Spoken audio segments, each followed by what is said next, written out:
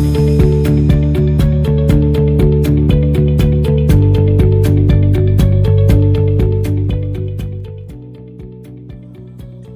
ma'am, hi everyone. I am Judith Q. Makalisang from BSED 1 Section 2 and we are the reporter of Unit 5 Syntax, Phrases, and Clauses.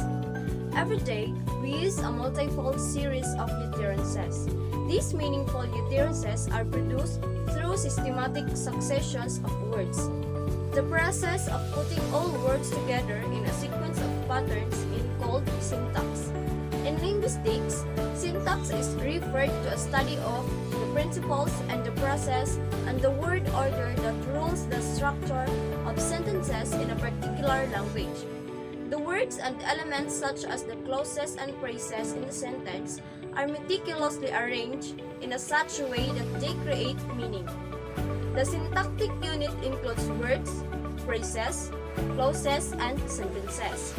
In this unit, you will learn the structures of different phrases and clauses that make up a sentences. So let's start from phrases.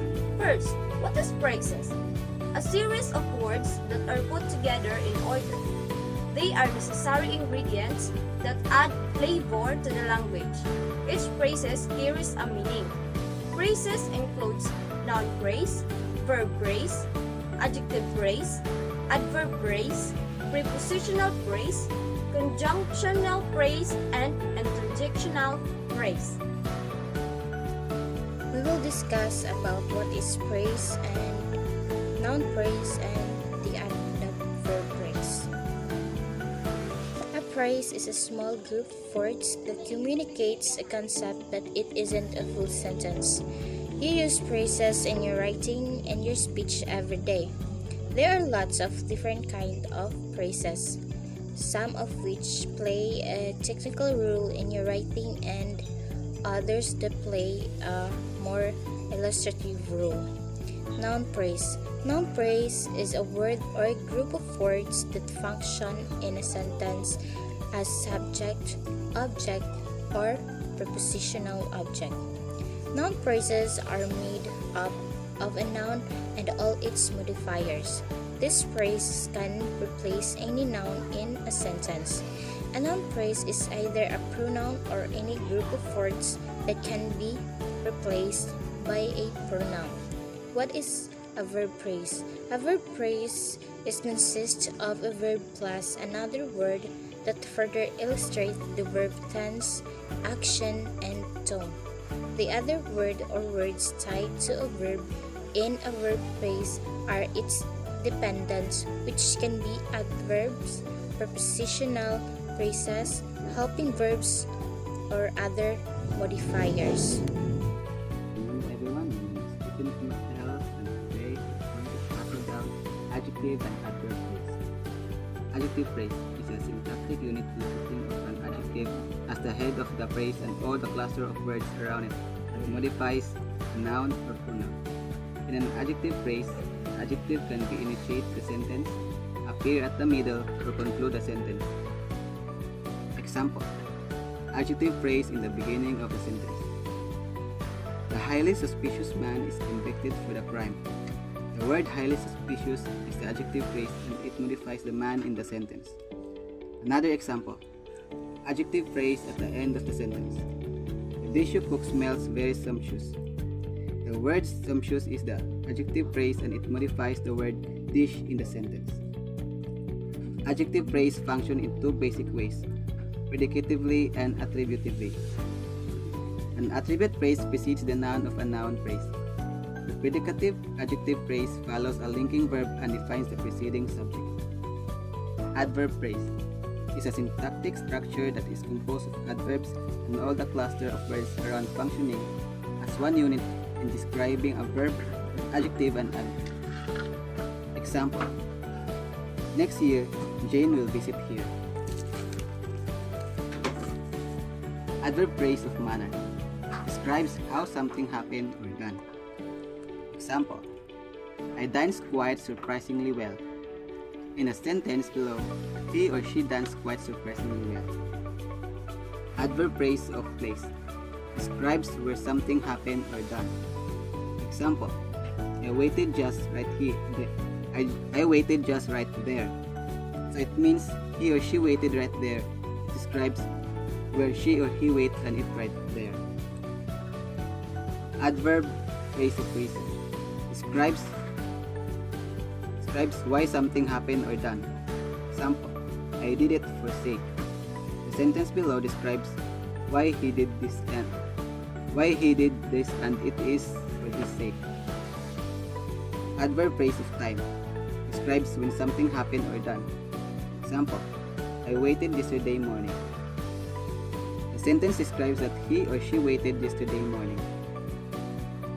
Adverb phrase of frequency describes how often something happened or done. Example, I watch Korean drama twice a week. The sentence describes how he watched Korean drama and it is twice a week. Thank you everyone. Thank you. Prepositional phrase. Try to study the sentences below. Try to think out of the box. Don't go toward the light. I will make you into a bird. The phrases try to think out of the box, toward the light, and into a bird start with a preposition and end with a noun. A prepositional phrase is a syntactic structure, a modifying phrase which comprises a preposition and its object. It begins with a preposition and ends with a noun or pronoun, gerund or an object. The pattern of construction of preposition includes, so let's start the preposition plus noun. Example, we will know what happens in time. I left the package at home. I know what happened about now. The prepositional phrases in time is a combination of a preposition with and a noun is time.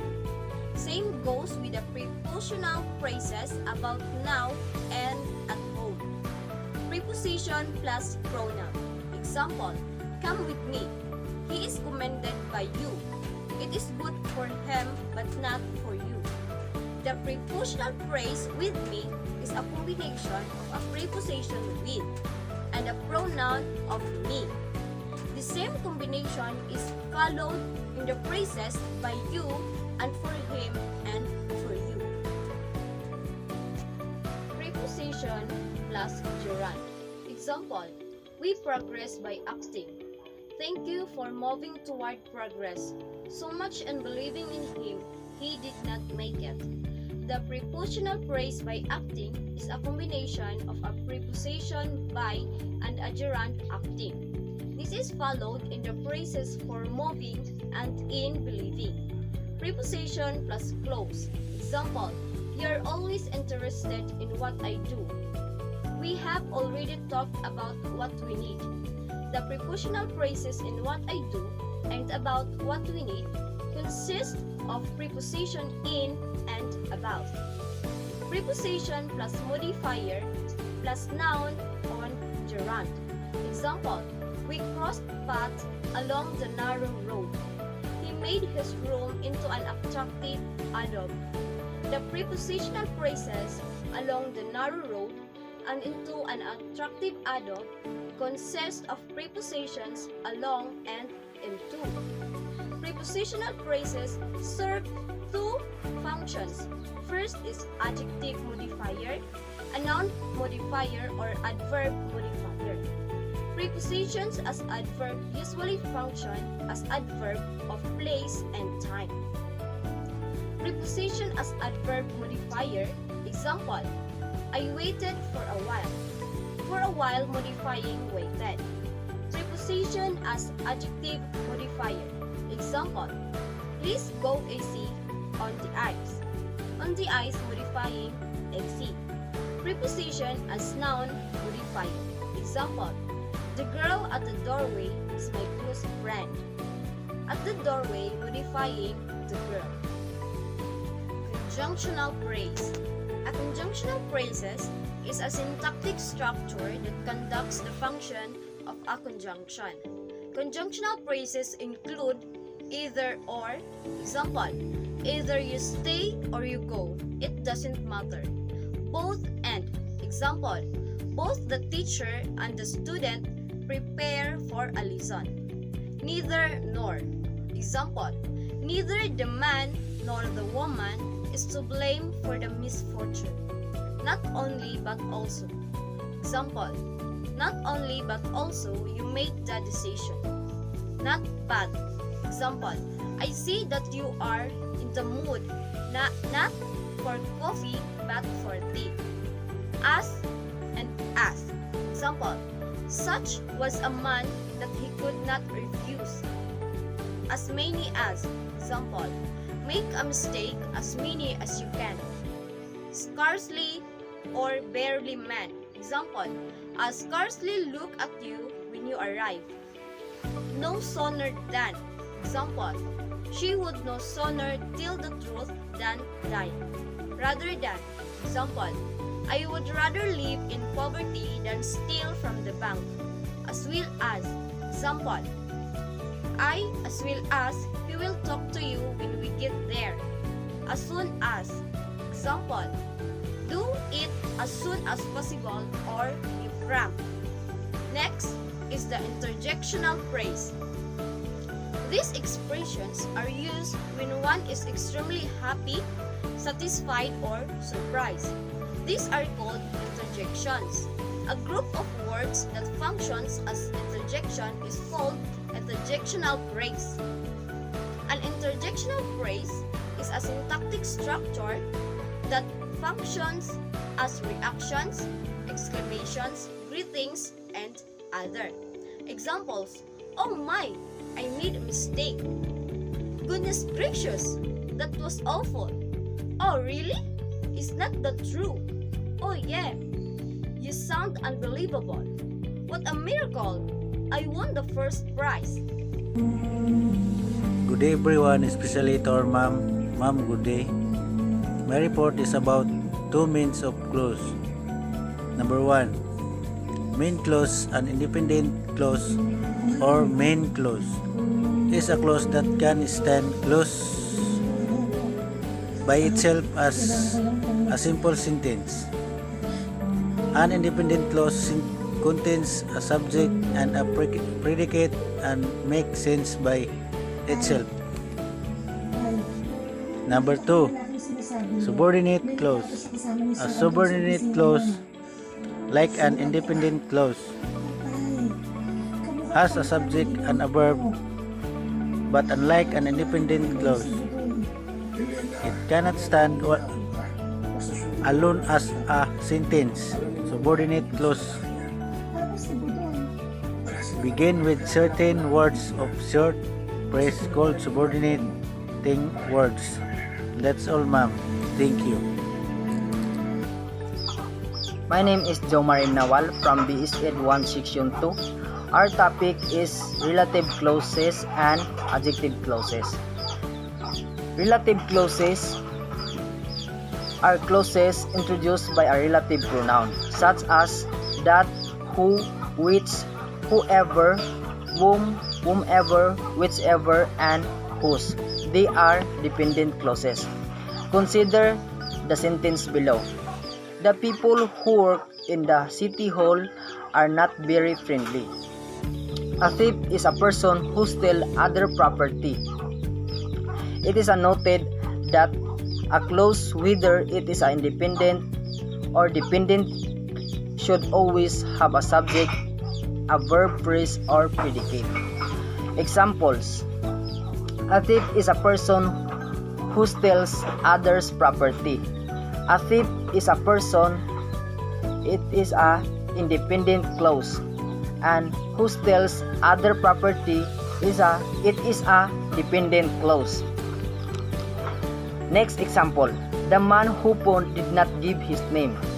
The man words, it is a subject of the independent clause, and who phoned relative clause and did not give his name, it is a predicate of the independent clause.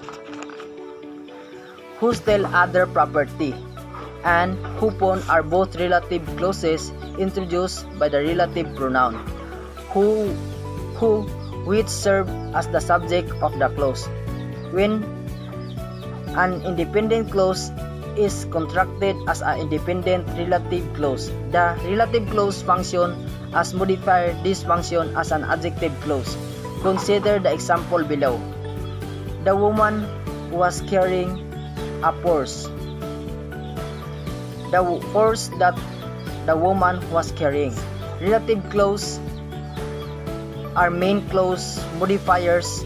Some relative clause have the ability to change the clause they modify. Example, Jane did not attend the school which surprised her teachers. The relative clause in the first sentence, which surprised her teachers, refers to Jane not attending school. Next is the adjective clause. An adjective clause is a type subordinate clause that modifies a noun or pronoun. An adjective clause may begin with relative pronoun who, whom, whose, that, which, where, or when. It normally follows the word. Example, movies that have a highly challenging plots are my favorite. Movies are main clause subject. That the highly challenging plot, it is an adjective clause, and are my favorite main clause predicate. Take note that in the first sentence above, the movies is modified by the clause that have a highly challenging plot, while the store is modified by the clause where I buy. Sometimes relative pronoun in adjective clauses are dropped from the beginning. Consider the example below. The sequel, The Twilight Saga, is the movie that I like best. Sometimes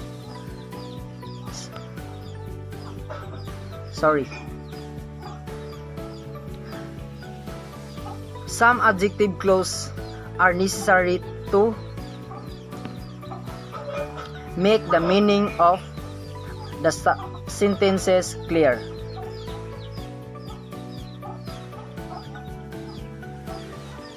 These adjective clauses are called essential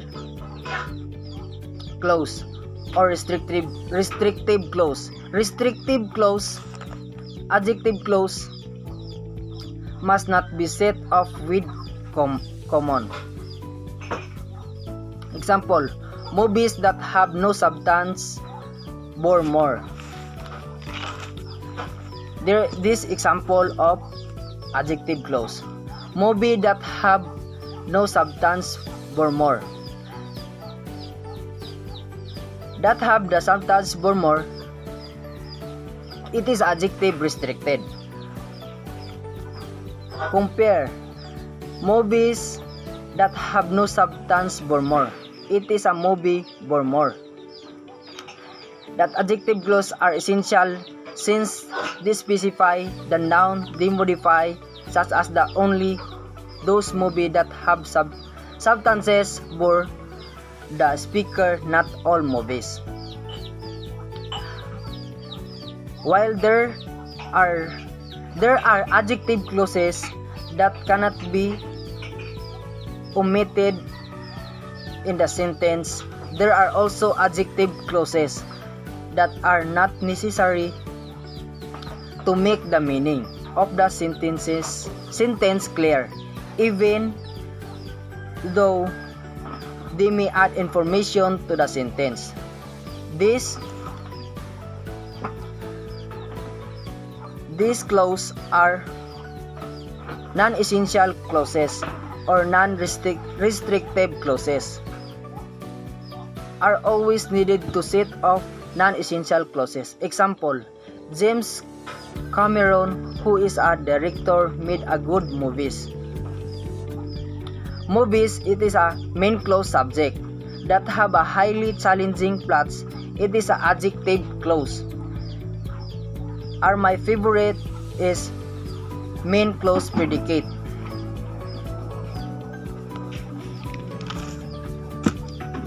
And that's all. Thank you.